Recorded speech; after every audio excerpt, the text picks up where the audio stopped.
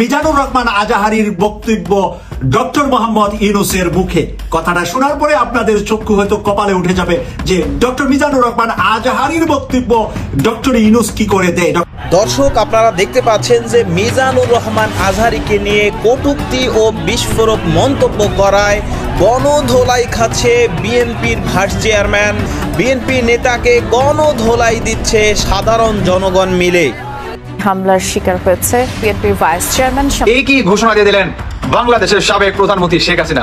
কি সেই ঘোষণা? সেটি হচ্ছে আপনার 0 পয়েন্টে আওয়ামী লীগের, ছাত্রলীগ 10,000 নেতা কর্মীদের একটি সমাবেশের ঘোষণা।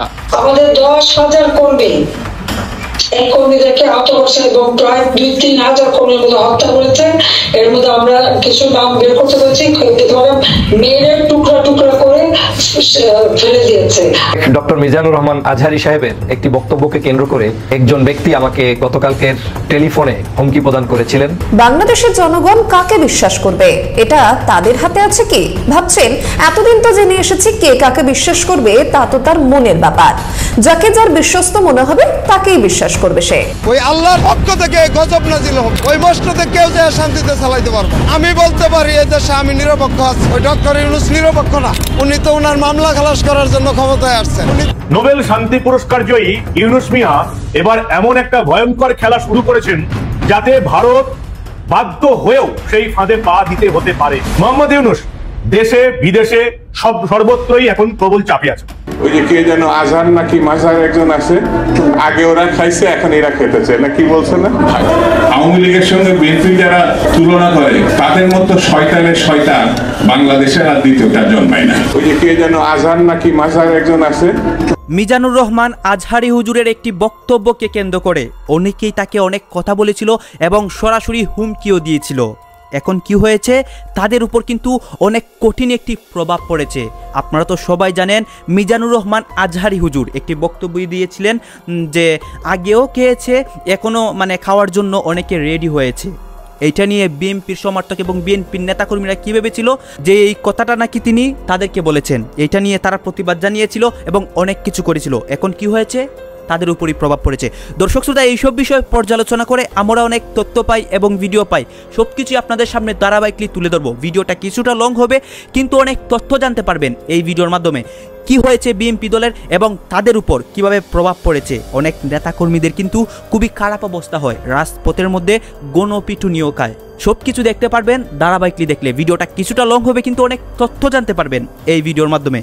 আসুন দর্শক, আমরা মূল অংশবিশেষগুলো আগে দেখে আসি যে কি হচ্ছে দেশের মধ্যে এবং বিএনপি দলের কি হয়েছে, মিজানুর রহমান আজহারীর সমর্থকরা তারাও কি করতেছে, বা মিজানুর রহমান আজহারী হুজুরের কি হবে। এই যে দেখুন, এবার মিজানুর রহমান আজহারীর বক্তব্য ডক্টর মোহাম্মদ ইউনূসের মুখে। কথাটা শোনার পরে আপনাদের চক্ষু হয়তো কপালে উঠে যাবে যে ডক্টর মিজানুর রহমান আজহারীর বক্তব্য ডক্টর ইউনূস কি করে দেয়। ডক্টর ইউনূস কোথায়? বাংলাদেশের শীর্ষ ব্যক্তি, প্রধান উপদেষ্টা এবং বাংলাদেশের নয় আন্তর্জাতিক বিশ্বের নোবেল বিজয়ী ডক্টর মোহাম্মদ ইউনূস, উনি আর মিজানুর রহমান একই সুরে একই কথা একই জায়গায় কিভাবে আসলেন, সেই বিষয়টাই আপনাদের সামনে এখন আমি তুলে ধরে পরিষ্কার করে দেব যে সত্যি সত্যি দুইজনের কথা এক কিনা। পালাবো না, দরকার হলে মির্জা ফখরুলের বাড়িতে গিয়ে অবস্থান করব। কি ফখরুল সাহেব, জায়গা দেবেন তো? দর্শক, এতটুকু অংশ শুনেই মোটামুটি বুঝতে পারছেন যে আমরা আজকে কাকে নিয়ে আলোচনা করতে চাচ্ছি। হঠাৎ করে আবারও আলোচনায় আওয়ামী লীগের সাধারণ সম্পাদক ওবায়দুল কাদের খেলা হবে। তো তিনি আসলে খেলে গেছেন এই ধরনের একটা অভিযোগ, একটা বড় ধরনের অভিযোগ উঠে এসেছে যে আমরা সর্বশেষ যতদূর দেখেছিলাম যে প্রায় 3 মাস সময় তিনি বাংলাদেশে অবস্থান করেছিলেন। আর 3 মাস সময় তিনি একটা বিশেষ প্রটোকলের মধ্যে ছিলেন।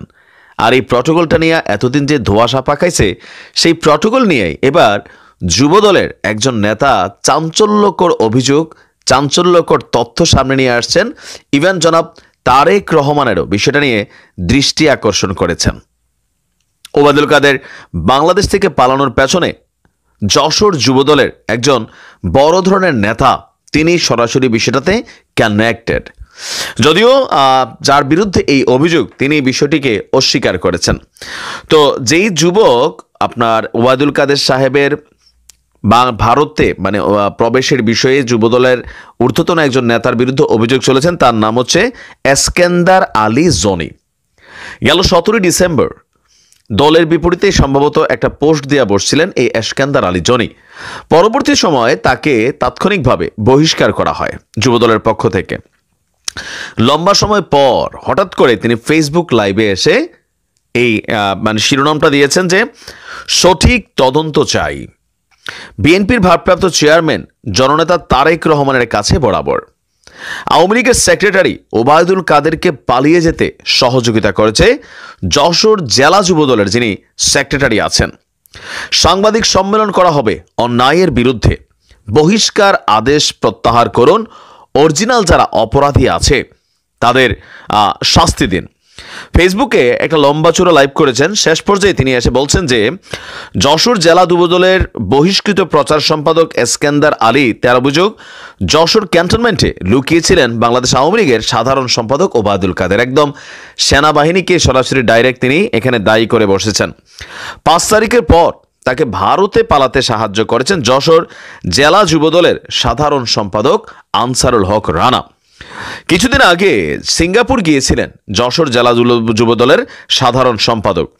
বেনাপোলের পুটখালির গোল্ড নাসিরের সাথে টাকাও ভাগাভাগি হয়েছে। তার মানে তার দাবি হচ্ছে যে আপনার একটা হিউজ পরিমাণ টাকা ওবায়দুল কাদেরকে ভারতে অনুপ্রবেশ করা দিতে এই যুবদল নেতা হাতিয়ে নিয়েছেন, যে এখানে একটা সিন্ডিকেট কাজ করেছে। তার বক্তব্য, ঘাট শহীদকে ধরলে এই তথ্য পাওয়া যাবে।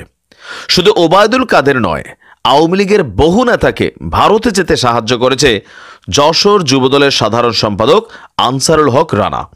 এই তথ্য সবাই জানে। এখন যশোর যুবদল দেখলে মনে হবে যুবলীগ হেঁটে যাচ্ছে। যশোর যুবদলের জেলা যুবদলের সভাপতি তমাল আহমেদ এবং সাধারণ সম্পাদক আনসারুল হক রানা দলটিকে যুবলীগে পরিণত করেছে। আমি রাজপথে মাইর খেয়েছি, আমার ভাই মাইর খেয়েছে, আওয়ামী ষড়যন্ত্রের কারণে পরিবার জেল খেটেছে, 17 বছরের নির্যাতনের শিকার এবং ত্যাগী হয়েও আমাকে দল থেকে বহিষ্কার করা হয়েছে। আমি আন্দোলন সংগ্রাম করব, ত্যাগী নেতাদের কেন বহিষ্কার করা হচ্ছে? যুবদলের নেতাকর্মী জয় বাংলায় স্লোগান দিয়ে বিএনপি পার্টি অফিসের সামনে মিছিল করেছে। ভিডিও সহ নেতৃবৃন্দের জানানো হলেও তাদের বিরুদ্ধে কোনো ব্যবস্থা নেওয়া হয়নি। তার বক্তব্য, গোপনে যশোর জেলা যুবদলের সভাপতি তমাল আহমেদ সদর উপজেলা আওয়ামী লীগের সভাপতি মোহিত কুমার নাথের সাথে মদের ব্যবসাও করেন। যুবদলের সভাপতি সাধারণ সম্পাদক মিলে যুবলীগের সন্ত্রাসীদের দলে নিয়ে এসেছেন। যারা বিএনপির অফিস ভাঙচুর করেছে, দলের নেতাদের ছবি ভাঙচুর করেছে, তারা এখন যুবদলে। এখন যুবদলের সভাপতি সম্পাদক বলছেন 5-7 কোটি টাকা খরচ করে কমিটি নিয়ে আসবেন। তারপর তিনি আপনার আচ্ছা যাই হোক, এখানে অনেকেই আচ্ছা। তো এখন জনির এই লাইভের পর যিনি যশোর জেলা যুবদলের সভাপতি আছেন এম তমাল, তিনি এবং তার সাধারণ সম্পাদক এই অভিযোগকে অস্বীকার করে বলছেন জনি নেশাগ্রস্ত ছেলে। বিতর্কিত কর্মকাণ্ডে জড়িত থাকায় জেলা বিএনপি এবং জেলা যুবদলের সুপারিশে কেন্দ্রীয় যুবদল তাকে বহিষ্কার করেছে। এই কারণে সে উন্মাদ হয়ে গেছে। উন্মাদ এবং বহিষ্কৃত লোক কি বলল সেটি আমরা আমলে নিচ্ছি না। আমরা কেমন লোক যশোরের মানুষ জানে। 35 থেকে 40 বার জেল কেটেছি।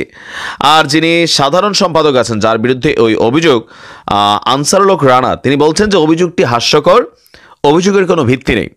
আমার সংশ্লিষ্টতা থাকলে এতদিনে গ্রেফতার হয়ে যেতাম। আপনারাও তদন্ত করে দেখেন কোথায় কোন দিক দিয়ে ওবায়দুল কাদের পালিয়েছে। এখন বিষয়টা হয়েছে কি, নিজেদের মধ্যে লাগালাগি করে তারা নিজেরাই এমন এমন তথ্য সামনে নিয়ে আসছে যেগুলা দলের ভাবমূর্তি নষ্ট করবে। শায়েখ ডক্টর মিজানুর রহমান আজহারি সাহেবের একটি বক্তব্যকে কেন্দ্র করে আমি আরেকটি বক্তব্য দিয়েছিলাম এবং সেই বক্তব্যকে সহ্য করতে না পেরে একজন ব্যক্তি আমাকে গতকালকের টেলিফোনে হুমকি প্রদান করেছিলেন যে আয় ঢাকা শহরে আয়, দেখিয়ে দিবে, এবং আরও উচ্চবাচ্য অনেক অকথ্য ভাষার গালিগালাজ আপনারা শুনেছেন, যেটা আমি রিপিট করতে চাই না। গতকালকে থেকে আপনাদের অনেক ভালোবাসা পেয়েছি, আন্তরিকতা পেয়েছি, আপনাদের সবাইকে ধন্যবাদ। অনেকেই জানতে চেয়েছেন যে আসলে বিষয়টা কি ঘটেছে।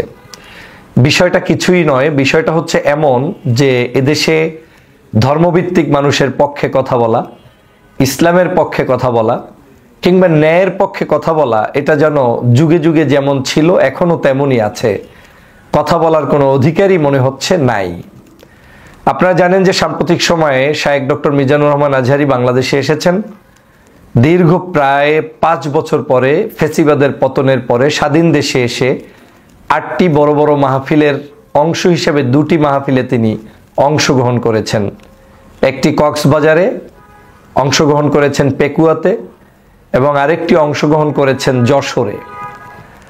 এবং এই যশোরের মাহফিল এবং পেকুয়ার মাহফিল দুটোতেই আমি নিজ ইচ্ছায় স্বপ্রণোদিত হয়ে জনতার কাতারে সামিল হওয়ার জন্য আজহারী সাহেবের মাহফিলকে সমর্থন জানিয়ে উপস্থিত হয়েছি এবং বক্তব্য রাখার সুযোগ পেয়েছি। সেজন্য সবাইকে ধন্যবাদ, কর্তৃপক্ষকে ধন্যবাদ। আপনারা জানেন আমার সেই বক্তব্য থেকেই একটি গোষ্ঠী যে কোনো মূল্যে আমার কণ্ঠ রোধ করার জন্য উঠে পড়ে লেগেছে। তারা চায় না আমি স্বাধীনভাবে কথা বলি, কারণ যেটা শেখ হাসিনা চায়নি সেটা এখনো অনেকেই হয়তো চায় না। তারই অংশ হিসেবে গতকালকের আজহারী সাহেবকে নিয়ে আমি কেন ভিডিও তৈরি করলাম সেটার উপর ভিত্তি করে তিনি আমাকে ফোনে অকথ্য ভাষায় গালিগালাজ করলেন এবং উদ্দেশ্যই ছিল শুরু থেকেই আজহারী ভাইকে অ্যাটাক করে বক্তব্য দেয়া। যদি ব্যক্তিটি আমাকে, আমার দল, আমার পরিবার, আমার সামাজিক স্ট্যাটাস কিংবা রাজনৈতিক বিষয়াদি নিয়ে কথা বলতেন, হয়তো আমার জবাবের মাত্রাটা ভিন্ন থাকতো। কিন্তু যখন আমি দেখেছি যে ব্যক্তি আক্রমণটা শুরু করেছেন আজহারী ভাইকে কেন্দ্র করে, এবং আজহারী ভাইকে কেন্দ্র করে আমি কেন কথা বলছি এবং সেটা কেন বলছি, সে কারণে আমি কি করি কি করি না, আমার পরিচয় কি, সেটা নিয়ে যখন প্রশ্ন তুলেছেন তখন স্বভাবতই তাকে আর ছেড়ে দেওয়ার সুযোগ ছিল না।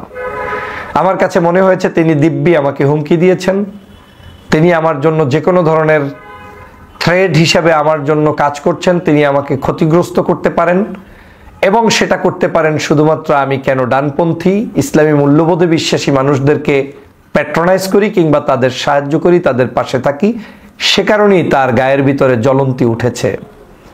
না হয় কোনো ভদ্র মানুষের পক্ষে রাজনৈতিক যত মতনৈক্য থাকুক, কোনো অবস্থাতেই একজন ইসলামিক স্কলারকে নিয়ে সরাসরি আরেকজন রাজনৈতিক কর্মীকে প্রশ্ন করে একেবারে হীনমন্যতার পরিচয় দেওয়ার কোনো যৌক্তিকতা নেই। বলতে পারেন যে এই ধরনের বক্তব্যকে আপনি কিভাবে দেখছেন, আপনি তো অনেক সময় আমাদের সাথে ছিলেন, আছেন, কথা বলার অনেক ঢং রং আছে, কিন্তু কথা বলার ধরনে মনে হচ্ছে যে তিনি আমাকে পেলে মনে হয় খেয়ে ফেলবেন। আমি স্পষ্ট করে বলতে চাই, গত প্রায় 16 বছরই নির্যাতনের শিকার ছিলাম, আর 6 বছর দেশের বাহিরে ছিলাম।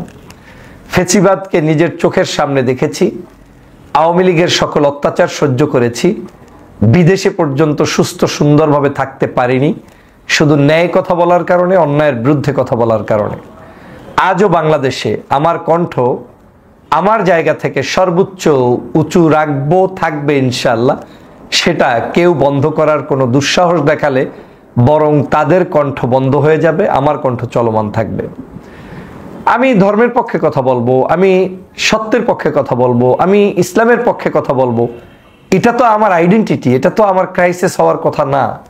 আমি দল করব, দল করতে গিয়ে তো আমি ধর্ম বিদ্বেষী হব না, ধর্ম বিরুদ্ধাচরণ করব না, বরং দলকে আমার এই ধর্মীয় অনুশাসন, ধর্মীয় ব্যক্তিত্বদেরকে সম্মান করা শিখাবো, শ্রদ্ধা করা শিখাবো, দলের সাথে তাদের একটা লিঙ্ক আপ তৈরি করে দিব, সম্পর্ক তৈরি করে দিব। আপনারা দেখেছেন আমি একটি দল করি, কিন্তু এই দলের বাহিরেও বাংলাদেশের সার্বজনীন সকল দলের মানুষদের সাথে আমার একটি সুসম্পর্ক রয়েছে, ওঠা বসা রয়েছে সকল দলের সাথে। আওয়ামী লীগ ব্যতীত বাংলাদেশের সকল রাজনৈতিক দলের সাথে একটি সুসম্পর্ক অব্যাহত আমি রেখেছি। আমার কনসেপ্ট ছিল শেখ হাসিনার বিরুদ্ধে সবাই কিন্তু ঐক্যবদ্ধ ছিলাম, এবং শেখ হাসিনা জুলুম করেছে যাদেরকে, তারাই আমার কাছে মজলুম, তাদের পাশে আমার দাঁড়ানো এটা আমার ইমানি দায়িত্ব। লোকটা আমার দল না করলেও যেহেতু হাসিনা তাকে দুর্বল করেছে, জুলুম করেছে, ফাঁসি দিয়েছে, নির্যাতন করেছে, অত্যাচার করেছে, জেলের মধ্যে বন্দি রেখেছে, ওই লোকের পক্ষে আমাকে কথা বলা এটা আমার নৈতিক দায়িত্ব। আমি সেই জায়গা থেকে কথা বলছি। আমি শুধু আজকে নয়, যখন দীর্ঘ গত প্রায় 6 বছরের বিভিন্ন সময়ের অসঙ্গতি আওয়ামী লীগের দেখেছি, সেই সময়ে আওয়ামী লীগের যতটা কথা বলেছি, তার পাশাপাশি আমাদেরও মধ্যে যদি কেউ কোনো ধরনের যেটা আমার কাছে অপছন্দনীয় হয়েছে সেটার প্রতিবাদও আমি করেছি। এমনকি নিজ দলের বাহিরে গিয়েও বহু নির্যাতিত মানুষের পক্ষে দাঁড়িয়ে বক্তব্য দিয়েছি, শুধুমাত্র আমার ব্যক্তিগত চেতনার জায়গা থেকে। তাহলে আজকে স্বাধীন বাংলাদেশ হওয়ার পরে আমি কার কথায় আমার বক্তব্য বন্ধ রাখবো? আবার তো শায়েখ আজহারির ইস্যু নিয়ে, তারপর বাংলাদেশের বিভিন্ন ইসলামিক স্কলারদের ইস্যু নিয়ে, 116 জন আলেমের তালিকা শেখ হাসিনা করেছিল সেই ইস্যু নিয়ে আমি তো সবার আগে রাজপথে ছিলাম, আমি তো কথা বলেছি। কই কেউ তো তখন আমার এই বক্তব্যের প্রতিবাদ করার দুঃসাহস পাননি। তাহলে আজকে কোত্থেকে আপনি শায়েখ ডক্টর মিজানুর রহমান আজহারী সাহেবের বক্তব্যের উপরে আমি বক্তব্য দিয়েছি কেন, সেই প্রশ্ন তোলার সাহস আপনাকে কে দিয়েছে? আমি বাংলাদেশের জনতার কথা বলবো, আমি বাংলাদেশের জনগণের কথা বলবো। আপনারা নিশ্চয়ই জানেন যে বাংলাদেশের সর্ববৃহৎ দল বিএনপি, এই বিএনপির বর্তমানের একটি সংস্কার কার্যক্রম চলছে 31 দফা। এই 31 দফা কার্যক্রমের মধ্যে আপনার একটি দফা তাদের প্রণয়ন করা আছে। সেই দফাটা যদি আপনি শোনেন তাহলে বুঝবেন যে আমি কোন সঠিক পথে আছি না অন্য মানুষরা সঠিক পথে আছে। 31 দফার 6 নম্বর দফায় আছে আস্থা ভোট, অর্থ বিল, সংবিধান সংশোধনী বিল এবং রাষ্ট্রীয় নিরাপত্তায় প্রশ্ন জড়িত এমন সব বিষয় ব্যতীত অন্য সব বিষয়ে সংসদ সদস্যদের স্বাধীনভাবে মতামত প্রদানের সুযোগ নিশ্চিত করার লক্ষ্যে 70 অনুচ্ছেদ সংশোধনের জন্য তারা পরীক্ষা নিরীক্ষা করে দেখবেন এবং বিবেচনা করবেন। তাহলে আমার দল কত উদার, তিনি 70 নম্বর অনুচ্ছেদ পর্যন্ত মুক্ত স্বাধীনতার জন্য, মানে যারা সংসদ সদস্য হবেন তাদেরকেই এই আইন থেকে বাহিরে রাখবেন যাতে তারা স্বাধীনভাবে বক্তব্য দিতে পারে। তো আপনি আমি এখন পর্যন্ত তো সংসদ সদস্যই না, একজন সাধারণ কর্মী হিসাবে আমি আমার ধর্মীয় স্কলারের পক্ষে মতামত দিব, আমি আমার বাংলাদেশের স্বাধীনতা সার্বভৌমত্বের পক্ষে আমার একটা সুচিন্তিত মতামত দিব, তাতে তো কারো জ্বলন্তি হওয়ার কথা না। যেমনটা আজকে অনেকে অনেক বক্তব্য দিচ্ছেন পক্ষে কিংবা বিপক্ষে, সমস্যা তো কিছু নেই, যারা দিচ্ছেন তাদেরকে ওয়েলকাম, আমি যেটা দিচ্ছি সেটাকেও ওয়েলকাম জানানোর মানসিকতা থাকতে হবে। কিন্তু কোত্থেকে কোন হনুরে এসে আপনি দলকে ক্ষতিগ্রস্ত করছেন, দেশকে ক্ষতিগ্রস্ত করছেন, আবার আমাকে বক্তব্য দিতে দিবেন না, এটা জাতি কোনোভাবে মেনে নেয়নি, যার প্রমাণ গতকালকে থেকে দেখেছেন। আমি শুধুমাত্র দেশের স্বার্থে, জাতির স্বার্থে এই বিষয়গুলো নিয়ে নতুন করে আর কথা বলতে চাই না। কিন্তু যেই ভদ্রলোকটি এই অপকর্মটি করেছেন, শিক্ষা নিয়ে নিন যে কখনো স্পর্ধা দেখাবেন না ডক্টর ফয়জুলকে ইন্টারাপ্ট করার অ্যাবাউট মাই টকিং। আমি কি বলবো কি বলবো না সেটা নিয়ে কারো কোনো অধিকার এই বাংলাদেশের নেই। যদি সেটা করেন তাহলে গতকালকের আমি টেলিফোনে যে জবাব দিয়েছি ওটাই আমার প্রতি উত্তর।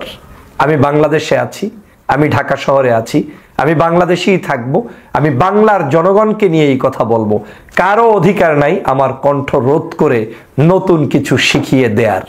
প্রিয় সহযোদ্ধা ভাইরা, বাংলাদেশ এই দেশের ধর্মপ্রাণ মুসলমানদের দেশ। আমাদের মধ্যে অনৈক্য থাকবে, বিভাজন থাকবে, বিভিন্ন ধরনের কথাবার্তা থাকবে, কিন্তু আমাদেরকে ঐক্যবদ্ধ হতে হবে। ইসলামের বিরুদ্ধে কোনো ষড়যন্ত্র মেনে নিব না। ধর্মীয় স্কলারদেরকে স্বাধীনভাবে মত প্রকাশ করতে দিব, তাদেরকে নিয়ে কারো কোনো বাজে মন্তব্য আমরা সহ্য করব না। আমরা দল করব, রাজনীতি করব, সব করব, কিন্তু আমাদের মাথার তাজদেরকে আমরা সম্মান করব। সেই জায়গায় কোনো ধরনের ছাড় দেয়া হবে না ইনশাআল্লাহ। প্রিয় ভাইরা, আপনারা জানেন যে এই মুহূর্তে বাংলাদেশের একটি গভীর ষড়যন্ত্র চলছে। সেটা হচ্ছে বাংলাদেশের যারাই সত্যের কথা বলবে, ধর্মের কথা বলবে, ইসলামিক বিষয়গুলো নিয়ে কথা বলার চেষ্টা করবে, তাদেরকে যে কোনো না যে কোনো ট্যাগ লাগিয়ে তারপরে উপস্থাপিত করা হয়। জন্মের পর থেকে এখন পর্যন্ত আমি একটাই দল করি এবং সেই দলটা থেকে আমি 2018 সালের নির্বাচনে মনোনয়ন প্রত্যাশী। শুধুমাত্র আপনারা জানেন যে বাংলাদেশের একজন অনৈতিক ব্যক্তি যিনি ইতিমধ্যেই বাংলাদেশে বিতর্কিত হয়েছেন, ব্যারিস্টার শাহজাহান ওমর বীরুত্তম, যিনি আওয়ামী লীগের সাথে আতাত করেছেন, সেই আসনের আমি একজন প্রার্থী। শাহজাহান ওমর ছিলেন বিধায় 18 সালে আমাকে নমিনেশন থেকে দেওয়া হয়নি, কিন্তু আমার বিশ্বাস এই আসনটি আমার, এই আসনে আমি নির্বাচিত হব ইনশাআল্লাহ, এবং দলমতের ঊর্ধ্বে উঠে জনতা আমার পক্ষে থাকবে। কিন্তু একটি মহল অসহ্য হয়ে যাচ্ছে, যদি আমি ঢুকে যাই সংসদে কিংবা আমি ঢুকে যাই এই দলের ভালো কোনো জায়গায়, তাহলে তাদের এই যারা দলটাকে বিভিন্নভাবে বিভিন্ন ধরনের ষড়যন্ত্রের মধ্যে রেখে পার্শ্ববর্তী দেশের দালাল বানাতে মরিয়া হয়ে উঠেছে, তাদের হয়তো কোণঠাসা মনোভাব চলে আসবে।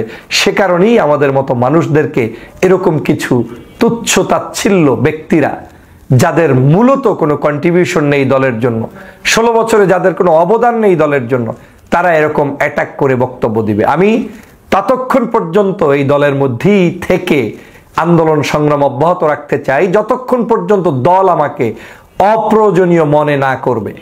এই দলে আমি তারেক রহমান সাহেবের নির্দেশনায় কাজ করছি, খালেদা জিয়ার নির্দেশনায় কাজ করছি, শহীদ জিয়ার আদর্শে অনুপ্রাণিত হয়ে কাজ করছি। অতএব এই দলের মধ্যে যদি বামপন্থীও কেউ থাকার অধিকার রাখে, তাহলে ডানপন্থী লোকদেরও থাকার অধিকার আছে। সেটাই শহীদ জিয়ার শিক্ষা। প্রিয় বন্ধুরা আমার, আমি বাংলাদেশের মানুষের যে ভালোবাসা পেয়েছি, সেই ভালোবাসা সকল দলের উপরে, মতের উপরে, রাজনীতির উপরে, সব কিছুর উপরে। অতএব এর চেয়ে বড় কোনো প্রাপ্তি নেই। দেশের প্রয়োজনে আমাকে যদি কোনো বড় সিদ্ধান্তও নিতে হয়, আমি সে সিদ্ধান্ত নিতেও প্রস্তুত আছি। একটা সুসময় চলছে, সম্ভবত 1971-এর পর এইরকম একটা সুসময় বাংলাদেশ জামাত ইসলাম কখনোই পায়নি। দলের বিভিন্ন শ্রেণীর নেতারা, কর্মীরা খুবই উচ্ছ্বাস উজ্জীবিত। এমনকি জুলাই আগস্টের যে অভ্যুত্থান, সেই অভ্যুত্থানের পেছনে সবচেয়ে বড় ভূমিকা যারা রেখেছে জামাত ইসলাম। কারণ আমরা এখন যখন বাংলাদেশের বিভিন্ন ইউনিভার্সিটিগুলোতে, বিশ্ববিদ্যালয়গুলোতে আমরা এই জামাতের বিভিন্ন কমিটি গঠন দেখছি, সেখানে বিভিন্ন জায়গায় যারা একসময় সমন্বয়কের দায়িত্ব পালন করেছে এই সরকার পতনের জন্য, তাদের অনেককে সেখানে ইনক্লুডেড দেখা যাচ্ছে। ইভেন সার্জিসের শিবিরের যেই কর্মী সভা ছিল, সেইখানে গিয়ে শিবিরের প্রশংসা করা, বা এই সরকার পতনের আগে নাহিদ আসিফদের শিবিরের বিভিন্ন নেতাদের সাথে কমিউনিকেশন, এগুলো কিন্তু এখন ওপেন একটা ইস্যু চলে এসেছে। তো এই যখন অবস্থা, প্রশাসনের বিভিন্ন জায়গায়ও জামাত তাদের অবস্থান সুনিশ্চিত করেছে, এমনও কেউ কেউ বলছেন। আবার বলছেন যে ইসলামী ব্যাংকও জামাতের যেটা মূল একটা কি বলা হয় যে শক্তিশালী অর্থনীতির ভিত্তি, সেটাকেও তারা মোটামুটি নিজেদের কাছে আবার মোটামুটি দখলে নিয়ে গেছেন, বা তারা তাদের কবজা নিয়ে গেছেন, অথবা তাদের ভাষায় যে মায়ের ছেলে মায়ের কাছে ফিরে এসেছে। তো সবকিছু মিলিয়ে ডাক্তার শফিকুর রহমান তার মুগ্ধ বক্তব্যের মাধ্যমে সারা দেশে একটা পজিটিভ ভূমিকা তৈরি করছে। আবার তাদের টিম ABC, কোথাও বৈষম্য বিরোধী, কোথাও মিজানুর রহমান আল আজহারি, সবাই মিলে কাজ করছেন। এর মাঝখানে আরো বড় একটা ঘটনা ঘটে গেছে গতকালকে। দর্শক, জামাতের আমির ডাক্তার শফিকুর রহমান তিনি আমাদের প্রধান উপদেষ্টার সাথে একান্ত বৈঠক করেছেন। এই পর্যন্ত গত 5-6 মাসের মধ্যে একান্ত বৈঠক করা কোন রাজনৈতিক দলের সাথে আমরা এরকম নিউজ গণমাধ্যমে দেখিনি। বিএনপির যিনি মহাসচিব আছেন রাইট নাও মির্জা ফখরুল ইসলাম আলমগীর, অথবা রুহুল কবির রিজভী, অথবা দলটির ঊর্ধ্বতন নেতাকর্মীরা, যে যখনই তারা বৈঠকের কাজ লাগছে, তারা কিন্তু আপনার একটা টিম ওয়াইজ গিয়া তারা প্রধান উপদেষ্টার সাথে কথা বলেছেন। কিন্তু প্রধান উপদেষ্টার সাথে একান্ত বৈঠক আর কারো হয়েছে কিনা আমার জানা নেই, যেটা জামাত আমির তিনি করেছেন। গণমাধ্যমে বিষয়টা গতকালকে প্রকাশিত হবার পরেই এটা নিয়েও নানান আলোচনা হয়েছে যে এই সরকার বরাবরই জামাত বেসিস অথবা জামাতের সমর্থক সরকার, এই ধরনের একটা অভিযোগ কিন্তু বিভিন্ন মানুষ করে থাকে। বাংলাদেশ জামাত ইসলামের আমির ডাক্তার শফিকুর রহমান ডক্টর মোহাম্মদ ইউনূসের সাথে রাষ্ট্রীয় অতিথি ভবন যমুনায় সাক্ষাৎকার করেছেন, একান্ত সাক্ষাৎ করেছেন। এই সময় সৌহার্দ্যপূর্ণ পরিবেশে দুজনের মধ্যে নির্বাচন, দুর্নীতি এবং অর্থনীতি সহ বিভিন্ন বিষয়ে সংস্কার ও জাতীয় ঐকমত্য গড়ে তোলার লক্ষ্যে কি কি করণীয় তা নিয়ে আলোচনা হয়। রাজধানীর ফরেন সার্ভিস একাডেমিতে আয়োজিত এক প্রেস ব্রিফিংয়ে গতকালকে যখন প্রেস সচিব শফিকুল ইসলাম আলম তিনি এর তথ্য দিয়েছেন, তখন সবার কাছে বিষয়টা নিয়ে একটু রহস্যের দানা বাঁধছে। আমরা এ পর্যন্ত যতবার দেখেছি প্রধান উপদেষ্টার সাথে যারাই দেখা করবে, গণমাধ্যমে এটা 2-3 দিন আগে থেকে নিউজটা আসে, কিন্তু সম্ভবত এটাই প্রথম যে জামাতের আমির প্রধান উপদেষ্টার মধ্যে একটা বৈঠক হয়ে গেল, যেটা হওয়ার পরে প্রধান উপদেষ্টার যিনি প্রেস সচিব আছেন তিনি জানাচ্ছেন, কিন্তু গণমাধ্যম আগ থেকে এটা সম্পর্কে কোনো ধারণা ছিল না যে জামাত কখন গেলেন, কখন আসলেন, কি আলোচনা হলো? একটা প্রশ্ন তো আছে। তো নিশ্চয়ই নির্বাচন ইস্যুতে আলোচনা হয়েছে, কারণ নির্বাচন ইস্যুতে বিএনপির অবস্থান আপনারা মোটামুটি বুঝতেই পারছেন, যেভাবে সোজা সাপটা বা ঘুরে পেছায় কথা আসতেছে। তো সেই ক্ষেত্রে জামাতের একটা বড় ধরনের ভূমিকা যদি বিএনপির সাথে আইসা একই সুতে বসে, তাহলে সরকারের জন্য বিশাল ঝামেলা হবে, এটা 100%। আবার জামাতও লাস্ট কয়েক মাস ধরে, মানে মাস 2-3 ধরে, তারাও কিন্তু নির্বাচন ইস্যুতে একটু শক্ত ভূমিকা পালন করছেন। এখন এই দুইজনের মধ্যে কি কি আলোচনা হয়েছে এটা নিয়ে নানান বক্তব্য রাজনৈতিকভাবে আসবে। তবে জামাত আমিরের যে হাতটা, বা তিনি যে পারেন, জামাত যে তলে তলে পারে। মোহাম্মদ ইউনূস দেশে বিদেশে সর্বত্রই এখন প্রবল চাপে আছেন, দেশের মধ্যে চাপে পড়ে গেছেন। কারণ দেশের অন্যতম একটি রাজনৈতিক দল বিএনপি, তারা বাংলাদেশে ভোটের জন্য ইউনূস মিয়াকে চাপ দিচ্ছে। ইউনূস মিয়া এখন জামাতের সঙ্গে হাত মিলিয়ে হিন্দুদের উপর অত্যাচার শুরু করছেন ক্ষমতায় টিকে থাকার জন্য, এবং বলে দিয়েছেন বাংলাদেশে ভোট, যেটা বাংলাদেশের সংবিধান অনুযায়ী অন্তর্বর্তীকালীন সরকারের 6 মাসের মধ্যে করার কথা ছিল, সেই ভোট নাকি হবে 2025-এর শেষে বা 2026-এর শেষে। 2 বছর দেশে ভোট করাতে চান না ইউনূস মিয়া সংবিধান সংশোধনের নামে। বিএনপি জামাতের বিরুদ্ধে গিয়ে ইউনূস মিয়ার বিরুদ্ধে বলতে শুরু করেছে। দেশে বিএনপি এবং শেখ হাসিনার আওয়ামী লীগ ইউনূসের অন্তর্বর্তীকালীন সরকারের বিরুদ্ধে প্রায় যুদ্ধ শুরু করে দিয়েছে। ইউনূস মিয়াকে তো গদি বজায় রাখতে হবে, ক্ষমতা টিকিয়ে রাখতে হবে। কি করবেন তিনি? তার হাতে একটাই তুরুপের তাস, ভারত। যদি ভারতকে খেপিয়ে কোনো ড্রাস্টিক, ভারত যদি একবার গুলি চালিয়ে দেয়, তাহলে সেইটাকে অজুহাত হিসাবে খাড়া করে ইউনূস মিয়া আপাতত বছর খানেকের জন্য নিজের গদি বজায় রাখতে পারবেন। আর গদি বজায় রাখার এই জঘন্য ষড়যন্ত্রে ইউনূস মিয়া ঠিক কিভাবে ভারতকে প্ররোচনা দিচ্ছেন, কেন প্ররোচনা দিচ্ছেন, সবটা শোনাবো আপনাদের। শুধু শোনাবো না, একেবারে হাতে কলমে ছবি দিয়ে দেখাবো আপনাদের। এই গুরুত্বপূর্ণ প্রতিবেদন শেষ অবধি দেখুন। আমি মানব, দ্য নিউজ বাংলায় আপনাদের স্বাগত জানাচ্ছি। গদির লোভ, ক্ষমতার লোভ অত্যন্ত বড় লোভ। এই লোভ বড় বড় মহাপুরুষরা সংবরণ করতে পারে না। আমাদের রাজ্যে দেখছেন না, গদির লোভে অনুপ্রবেশকারী ঢুকছে না, জঙ্গি ঢুকছে। গদি রাখার জন্য তোষণ নীতির ফলে দেশ ছাড়কার হয়ে যাচ্ছে, রাজ্য ছাড়কার হয়ে যাচ্ছে, রাজ্যের ডেমোগ্রাফি চেঞ্জ হয়ে যাচ্ছে। কি এসে গেল? গদি বজায় রাখতে হবে তোষণ নীতির জন্য। ঠিক তেমনটাই হচ্ছে বাংলাদেশে, গদি বজায় রাখতে হবে। ইউনূস মিয়া আমেরিকার সাহায্যে, আমেরিকা মাথায় হাত রাখায় নোবেল শান্তি পুরস্কার পেয়েছেন, সম্মান পেয়েছেন, কিন্তু ক্ষমতা এতদিন পাননি। এবার সেই ক্ষমতা পেয়েছেন পাক চক্রে। কোটা বিরোধী আন্দোলন শুরু হলো বাংলাদেশে, এবং তারপরে সেই আন্দোলন কাদের টাকায় যে একেবারে হাসিনা বিরোধী আন্দোলনে বদলে গেল, সেটাও আপনারা এতদিন জানেছেন যে আমেরিকা টাকা দিয়ে এই কোটা বিরোধী আন্দোলনকে একেবারে হাসিনার নির্বাচিত সরকারের বিরুদ্ধে আন্দোলন করে দিয়েছে। এটা আপনারা জানেন। মোহাম্মদ ইউনূস নিজে আমেরিকার মাটিতে দাঁড়িয়ে স্বীকার করে নিয়েছেন। ইউনূস সাহেব ক্ষমতা বজায় রাখতে চান। বাংলাদেশের সংবিধান বলছে 6 মাসের মধ্যে এই অন্তর্বর্তীকালীন সরকারকে দেশে নির্বাচন করাতে হবে। আগস্টে ক্ষমতায় আসছে ইউনূসের অন্তর্বর্তীকালীন সরকার। এটা জানুয়ারি শুরু হয়ে গেছে, 6 মাস হতে চললো। ভোট অনেক দূরের ব্যাপার। মোহাম্মদ ইউনূস নিজে বলেছেন 2025-এর শেষের দিকে ভোট হলেও হতে পারে। তারপর নিজের প্রেস সচিবকে দিয়ে বলিয়েছেন, মুখপাত্রকে দিয়ে বলেছেন 2026-এর জুন জুলাই ভোট হতে পারে। অর্থাৎ 2 বছর হাতে রাখতে চাইছেন। কেন? তার কারণ মোহাম্মদ ইউনূস এই যে কোটা বিরোধী, বৈষম্য বিরোধী ছাত্র আন্দোলন, এদের দিয়ে একটা নতুন রাজনৈতিক দল করতে চাইছেন, যে দলটা জামাতের সঙ্গে হাত মিলিয়ে দেশে ক্ষমতায় আসবে। এই জন্য তিনি একেবারে ভোটের যে নিয়ম কানুন সেগুলোকে শিথিল করে 17 বছর বয়সে ভোটাধিকার করতে চাইছেন, যাতে যত কম বয়সী ভোটাধিকার তত এই ছাত্র আন্দোলনের এই যারা যুক্ত আছে তাদের পক্ষে ভোট যাবে। আর সেখানে সিং ভাঙা বাছুরের দলে যোগ দিয়ে মোহাম্মদ ইউনূস ক্ষমতায় বসে থাকবেন জামাতকে সঙ্গে করে। জামাত যারা বিএনপির সঙ্গে বাংলাদেশে আগেও সরকার করেছে, তারা এবার এই বৈষম্য বিরোধী ছাত্র আন্দোলনকে গাইজ আপনারা তো দেখলেন এখানে কি কথা হচ্ছে, অনেকেই কিন্তু অনেক কথা বলতেছে। বিএনপির নেতাকর্মীরা যারা মিজানুর রহমান আজহারীর বিপক্ষে কথা বলেছিল এবং যারা হুমকি দিয়েছিল তাদের মধ্যে একজন কিন্তু অবস্থা খারাপ হয়েছে, এইসবও আপনাদেরকে দেখিয়েছি।